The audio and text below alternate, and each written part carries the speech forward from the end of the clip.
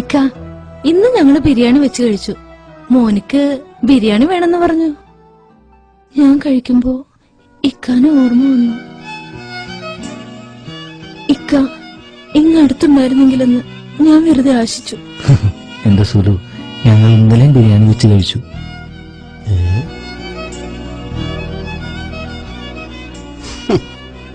നീയും മോനും നല്ലോണം കഴിക്കണം ബിരിയാണി.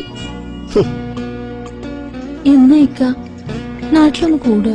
ഇക്കാക്ക് ആ ജോലി നിർത്തുന്ന പോന്നൂടെ?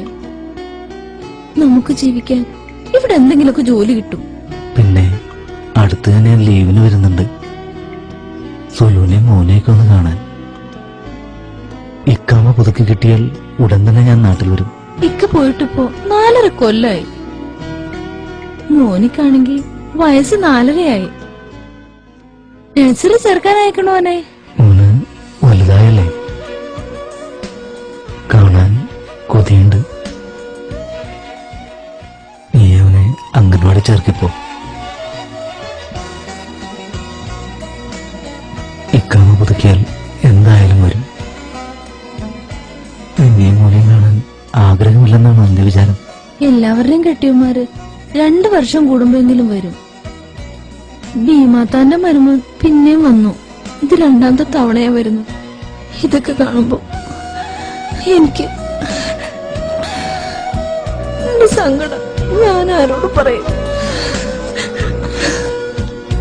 കരയില്ല സുലു, ഇക്കാമ കിട്ടാൻ നീ ദുആ ചെയ്യണം. ഇക്കാമ കിട്ടിയ ഞാൻ ഉടനെ വരും. മോനെ കാണാൻ വളരെ കൊതിയായി.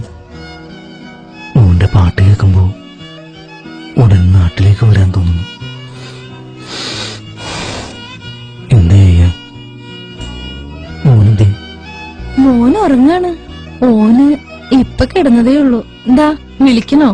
വേണ്ട, ഞാൻ പിന്നെ അങ്ങോട്ട് വിളിച്ചോളാം. ഇക്കൊക്കെ എന്താ ഒരു വല്ലായ്മ പോലെ?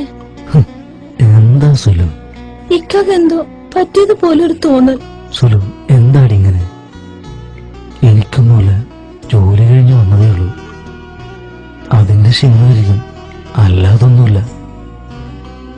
നീയൊന്ന് ചിരിക്കണേ. വേണ്ട, കള്ളച്ചിരി വേണ്ടാട്ടോ. എനിക്ക് ചിരിക്കണില്ല. സുലു ഫോൺ വെച്ചോ, ഞാൻ പിന്നെ വിളിച്ചോളാം. എന്നെ വിളിച്ചില്ലെങ്കിൽ ഞാൻ അങ്ങോട്ട് വിളിക്കും. എന്തിനാടാ ജോലിയില്ല നീ ഭാര്യയോട് കള്ളം പറഞ്ഞത്? നിനക്ക് സത്യം തുറന്നു പറയാമായിരുന്നില്ലടാ. എന്തിനാണ് ഞാൻ അവരെ വിഷമിപ്പിക്കണം? അവര് സന്തോഷിക്കട്ടെ. എനിക്ക് ആക്സിഡന്റ് പറ്റിയ വിവരം അവരറിഞ്ഞ അവര് വിഷമിക്കും.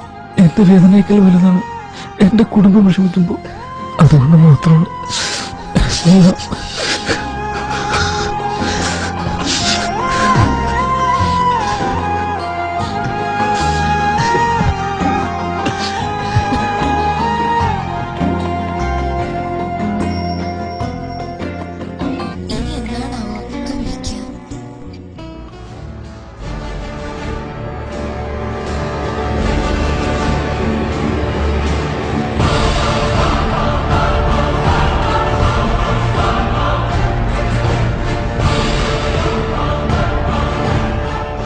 എന്താടി നിന്റെ കെട്ടിയോ പറഞ്ഞേ?